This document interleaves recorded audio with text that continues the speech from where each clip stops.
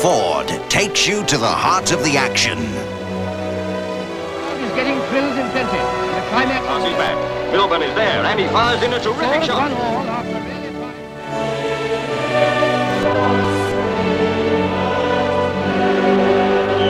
Well, it's a great day for the players and for football fans all around the globe. Cantona!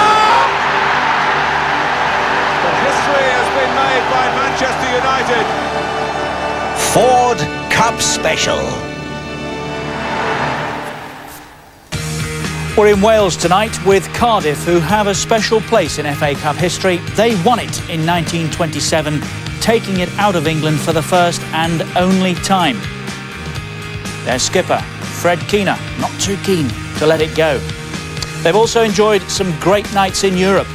They beat mighty Real Madrid in the Cup Winners' Cup in 1971.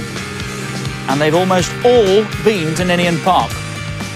Porto, Roma, Dynamo Berlin and Real Zaragoza.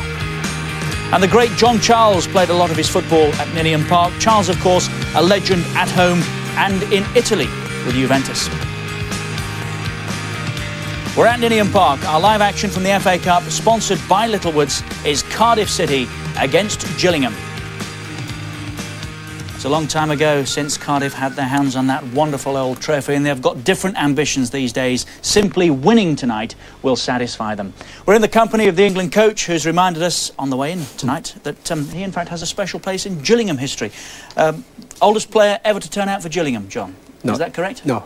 Debutant. The oldest debutant ever to turn out for Gillingham. And it was a short career as well. Yeah, started and finished on the same game. It was a good game, though. We drew one each with Oxford. It was a good debut, but Keith Peacock decided that I should continue my coaching and what I did from then on. But it was good. He was probably right. No, at that time I thought I deserved another game. You've also been on the wrong end of a cup upset at Cardiff as well, haven't you? Yeah, I'm afraid so. I was playing with Spurs and I can't remember who scored against us, but Glenn also played in the game and Pat Jennings was in goal, and I remember it was a cracking goal and they managed to beat us 1-0, which was... But they were a good side then, Cardiff, big crowds, and you know, it was a place I used to go with, a lot of fond memories as well, going there with Carlisle, so it's a ground that I've got good and bad memories of. But times have changed, haven't they? Simply winning tonight will be enough for Cardiff. Yeah, I would think definitely it's the FA Cup and they want to continue, and they're at home and I would think the advantage is with them, but I've got a soft spot for the Gills after being there for 4.5 years, so I'm looking forward to the game. Action from the second round later, all the scores as well, but it started last night live here on Sky Sports with what was billed as the Devon Cup final.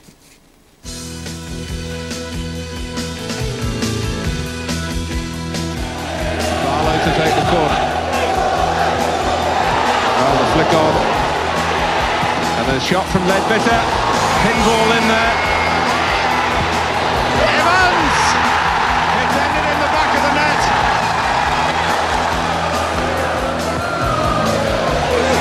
Moshe! They've got another one. Back pulling away again.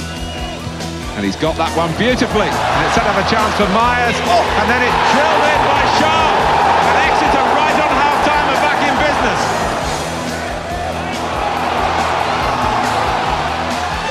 They're 3-1 up.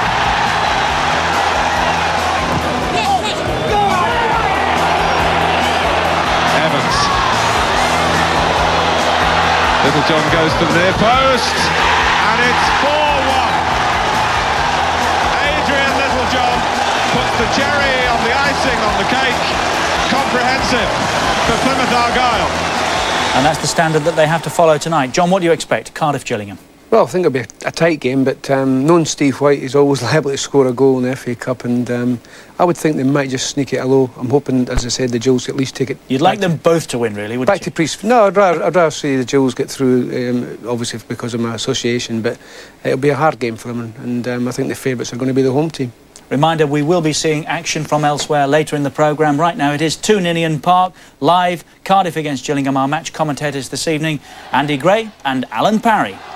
Well, this famous old ground has seen some epic cup ties down the years, and as you've already mentioned, Richard, Cardiff, of course, have a permanent place in FA Cup history. And if you fancy history repeating itself this year, then if you're prepared to spend £1 and Cardiff do win the cup in May, William Hills will reward you with £750. But realistically, Andy, of course, the big incentive for teams like Cardiff and Gillingham today is simply to get into the draw and the dream of pulling a Premiership team on Monday night. That's right, Alan. The dream is Monday night. They certainly won't be getting £1 of my money. I don't fancy history repeating itself at all. But what a big night. Monday night, the biggest draw in the cup, I think, the FA Cup, is the third round draw. And that's what we're all looking for. Well, I'm sure a lot of our younger viewers, perhaps the same age as these lads on the terraces, will be surprised to hear that Cardiff did win the cup. In fact, they've appeared in 2 FA Cup finals. You have to go a long way back to the 1920s. Their best performance in recent years, they reached the 5th round a couple of years ago when they beat Middlesbrough, who were then in the First Division, and Manchester City of the Premiership on their way. And I think they lost to Everton eventually that season. They did have 15 seasons in total in the top division. In fact, they once finished runners-up to the champions, Huddersfield Town. That was on goal average, and it was over 70 years ago. But tonight's incentive is very much the thought for these players of another major game coming up a little later in the season, in the 3rd round. Gillingham have brought their supporters here to South Wales tonight to give their backing to a team who've had rather a troubled season back in the 2nd Division. Promoted, in fact, for the first time in 22 years, Gillingham. A promotion based on the strength of their defence, but their team has been badly disrupted this time round. More of that in a moment. Let's first have a look at the Cardiff City lineup. And they're going to give a debut tonight to their 20-year-old goalkeeper, Pat Mountain. That's because of injury to their first choice, Tony Elliott. Mountain is one of many local-born players that Cardiff have produced through their youth system. But in attack, they rely heavily on the experience of Steve White. It's his 20th season in the game. And last season's top scorer, Carl Dale. Cardiff's success this season, they're currently 5th in Division 3, is based on a strong defence. They kept clean sheets in half their matches so far. Yeah, I don't think they've got a problem with defence. We'll find both teams playing very similar formations tonight. They are strong at the back, and I think Russell Osman will be hoping that isn't tested. They'll fancy their chances. You look at the 2 wing-backs, Ian Rogerson there on the right-hand side. He'll be the more attack-minded, I think, than Jimmy Garner, maybe the left side, a little bit more defensively minded. In the central area there, we've got Middleton, Young and Fowler. Young and Fowler with very young legs, I think, will be expected to get up in contact with Carl Dale. And Steve White, what a fast approaching 38, is once again, from Cardiff's point of view, expected and hoped to be the match winner. Well, Gillingham's team, as I mentioned, has undergone so many changes this season. They've already used no fewer than 26 players, and more changes have been forced on them tonight. Midfielders Simon Ratcliffe and Neil Smith, who both, by the way, scored against Premiership Coventry City when they met in the Coca-Cola Cup.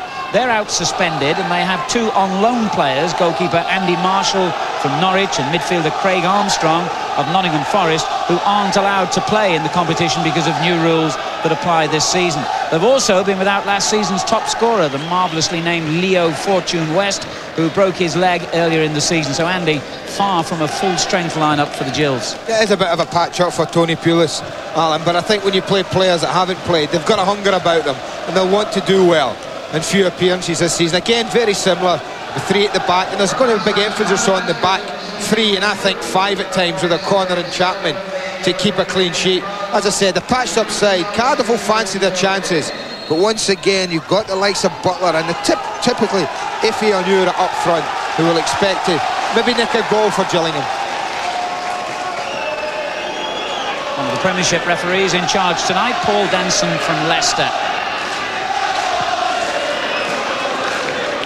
Big match for this young man, just 20. Pat Mountain, a Welsh under-21 international, making his first ever start in the first team. Contrast that to the experience at the other end of Jim Stannard, 34, his 17th season in league football. So it's Cardiff City, the Bluebirds in blue and white shorts, who will get the game underway against Gillingham in changing player.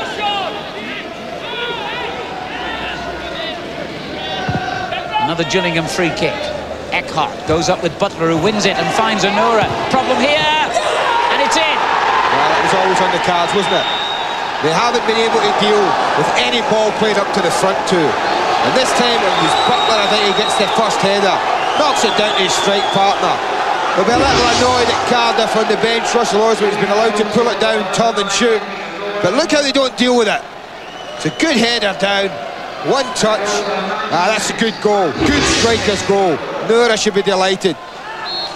So will Tony Plus. The front two combined really well.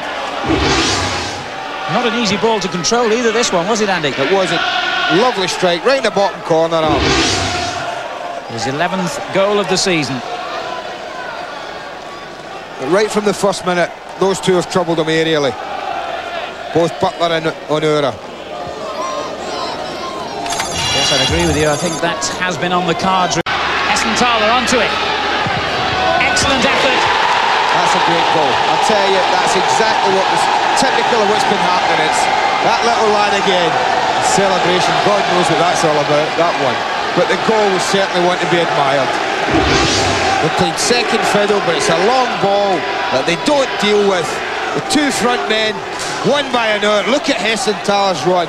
That's a great run. He hasn't been picked up. Not an easy finish, Alan. But he goes across the young goalkeeper and sticks it in the bottom corner. That is an absolutely super break. It really was. And Cardiff will feel sick to the pit of their stomachs. They've done so much better this half.